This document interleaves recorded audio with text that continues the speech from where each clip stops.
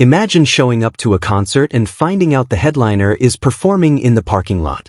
Not because something went wrong, not because of some controversy, but simply because of a technicality. And instead of the crowd being confused or disappointed, they follow. Every single one of them. They abandon the main stage and flood the parking lot because that's where the real show is. That is essentially what is happening right now in Strasbourg, France, and the name at the center of it all is Alex. A 20-year-old from Quezon City who has somehow managed to flip an entire WTA 500 tournament on its head before the main draw even begins. Let me set the scene for you. It is mid-May 2026. The European clay court season is in full swing. Players are exhausted, grinding through one red dirt battlefield after another in the build-up to Roland Garros. Strasbourg sits in the Alsace region in eastern France, a beautiful city that hosts one of the most important women's tournaments outside of a Grand Slam. It was elevated to WTA 500 status just a couple of years ago, and the stakes here are real. The prize money is significant. The ranking points matter. And the French tennis crowd, one of the most knowledgeable and passionate in the world, shows up ready to watch the best compete. So why is everyone talking about a qualifier? That question right there is what makes this story so extraordinary. Alex, who reached a career-high world ranking of number 29 just 2 months ago in March, is not in the main draw. She is in the qualifying rounds. The preliminary stage. The part of the tournament that rarely gets a camera pointed at it. And yet the qualifying courts of the Tennis Club de Strasbourg have become the hottest venue in French sport this week. Fans are showing up hours before her matches. The local media, which typically reserves its front pages for homegrown French talent, is running full spreads on a Filipina 20-year-old who technically hasn't even made it into the tournament proper yet. And the Filipino diaspora, who have traveled from across Europe, have turned those outside courts into something that looks and feels more like a Grand Slam center court. The flags, the chants, the noise. It is electric. And France is absolutely stunned by all of it. To understand why this is happening, you have to understand how professional tennis actually works behind the scenes, because this is not as simple as it looks. The WTA ranking and entry system operates on strict deadlines. Tournament entry lists are locked in weeks before the event begins, sometimes up to 6 weeks in advance, based on rankings at a specific cutoff date. It is a rigid structure that does not bend easily for anyone, no matter how good you are or how fast your ranking is climbing. Alex's road to Strasbourg was shaped by a series of decisions that make perfect sense when you trace them backwards. Earlier this year, she had a brilliant hard-court run, including a deep run at the Miami Open that started building real momentum around her name. When the European clay season arrived, she committed fully to it, entering the biggest events available to her. That included a campaign in Rome at the WTA 1000 Italian Open, which finished just days before Strasbourg began. And that Roman campaign was genuinely impressive. She got through tough early rounds, defeating players like Magdalena Frech and Shinwen before eventually running into Elena Rybakina in the third round. Now Rybakina is no ordinary obstacle. She is a Grand Slam champion. She is ranked number 2 in the world. She has a serve that physically hurts to look at and a baseline game that suffocates opponents before they can breathe. The scoreline was 6-4, 6-3 in Rybakina's favor. On paper, that looks like a comfortable win for the Russian Kazakhstani. But if you were actually watching that match, you saw something different. You saw Alex pushing one of the best players on the planet into extended rallies, redirecting her enormous pace with a two-handed backhand that never wobbled, loading up her left-handed forehand with heavy topspin to drag Rybakina wide, making a Grand Slam champion genuinely work for every single point. After the match, Alex said she was happy with her performance and that it wasn't an easy win for Rybakina. Some people read that as bold. But it wasn't. It was just honest. Because it wasn't easy. Not even close. So after Rome, Alex and her coaching team, led by Joan Bosch, faced a decision. Rest and travel to Paris early. Or find more match play on clay before the French Open begins. And here is where the scheduling reality bites. The entry deadline for Strasbourg had already passed. The main draw was already set. The wild cards, which tournaments hand out at their discretion, had been allocated, often to local French players who bring home support and ticket sales. Without a wild card and without a direct entry, the only door left open was qualifying. And Alex walked straight through it. No hesitation. No complaints. Just laced up and got to work. Now a lot of players in her position would have chosen differently.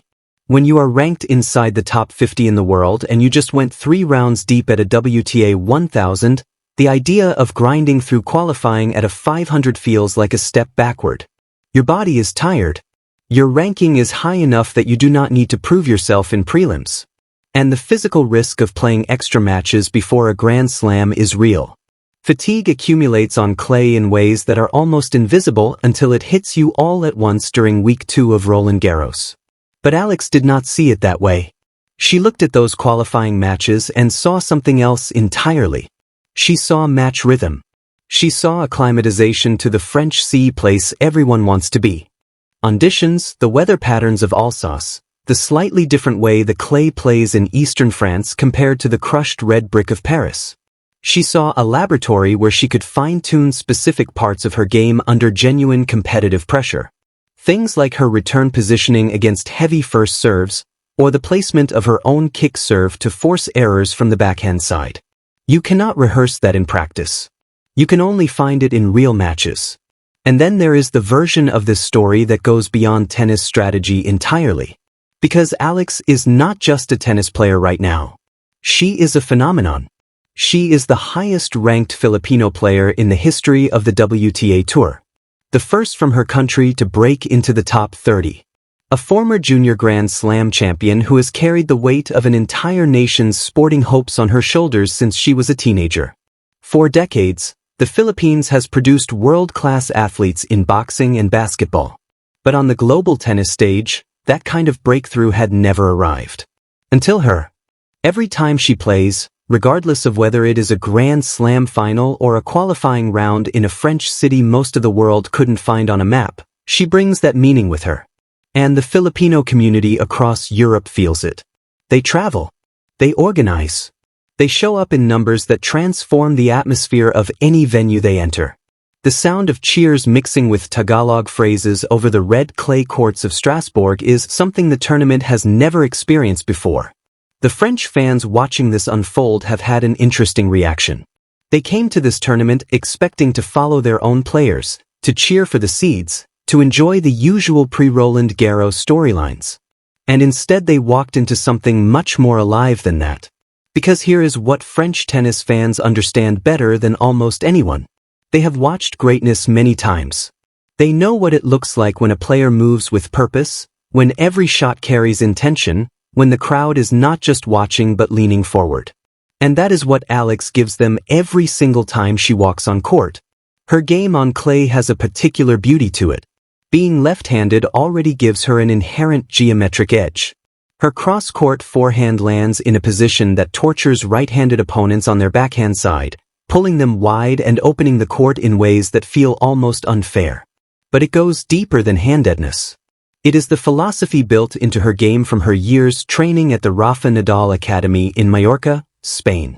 That program does not just teach technique. It builds an entire approach to clay court tennis grounded in physical endurance, relentless topspin, and a refusal to concede a point mentally before it is actually over. You see it in the way she slides. Sliding on clay is a technical skill that most players spend years trying to get right. Alex does not just slide to recover. She slides to attack. She uses the momentum of the movement to set up aggressive open stance ground strokes, turning a defensive situation into an offensive opportunity in one fluid motion. It is the kind of thing that makes coaches lean forward in their chairs. The pressure surrounding all of this is significant and it is real. Because being the main attraction in a qualifying draw means every single opponent she faces is fully motivated. These are not journeywomen going through the motions. These are hungry professionals who know exactly what is at stake. Defeating a player of Alex's profile, a top 40 ranked, heavily publicized, nationally celebrated athlete, would be the biggest result of their careers. They have nothing to lose and everything to gain. That dynamic makes qualifying rounds brutal in ways that main draw matches sometimes are not. There are no easy matches. There is no easing into the tournament. It is full intensity from the very first ball. And Alex handles it. Not just competently. She handles it with a composure that honestly should not be possible for someone her age. She has been in the public eye since she was young enough that media scrutiny and national expectation have just become part of her normal. She does not shut out the noise as some players describe it. She simply knows what to do with it. When she is between the lines, none of the noise matters because she is completely absorbed in the problem in front of her. The court, the ball, the opponent. That capacity for full presence under pressure is one of the rarest qualities in sport, and it is one of the primary reasons this story feels bigger than just a tournament. The broader conversation happening around all of this is also worth sitting with for a moment. There are real questions being asked about whether the WTA entry system is flexible enough to handle situations like this. The rules are objective and applied equally. Nobody is suggesting the system is unfair in an intentional sense. But when one of the most compelling young players in the world, ranked inside the top 50, is forced to grind through qualifiers at a 500-level event because of scheduling mechanics and deadline technicalities, it does raise a legitimate debate. Should there be more dynamic wildcard processes? Should entry systems account for players who go deep at mandatory events and therefore miss deadlines for the following week's tournament? These are questions the tour will need to keep examining as the game grows more global and more competitive at the top. But right now, in this week in May 2026, the debate is almost secondary to the spectacle. Because Alex has taken the administrative hurdle and turned it into a showcase. She has not complained. She has not framed it as a disadvantage. She stepped onto those outside courts and made them feel like the center of the tennis universe. And as Strasbourg watches and France watches and the rest of the tennis world watches through highlights and live streams and social media, something important is becoming clear. The story of this week will not be defined by draws or seeds or scheduling logistics. It will be defined by what she did on the court and what she represented doing it. A young woman from Quezon City, trained in Spain, competing in France, carrying the Philippines with her into every single match. The clay court season is about the relentless pursuit of excellence under the most physically and mentally demanding conditions professional tennis offers. And Alex is right at the heart of it, not despite the challenges she is facing but because of how she is facing them. Roland Garros is coming. The biggest clay court tournament on earth. And the player walking into Paris will be sharper, more conditioned, and more battle-tested than she would have been if she had simply rested and waited. That is the calculation behind this choice. That is what makes it brilliant rather than desperate. The qualifying courts of Strasbourg are not a step down for her. They are a training ground disguised as a tournament. And France, still somewhat in disbelief at everything unfolding in front of them, has realized they are not just watching a qualifier fight her way through prelims. They are watching a future great prepare herself for something much larger. This is what it looks like when a player refuses to take the easy road.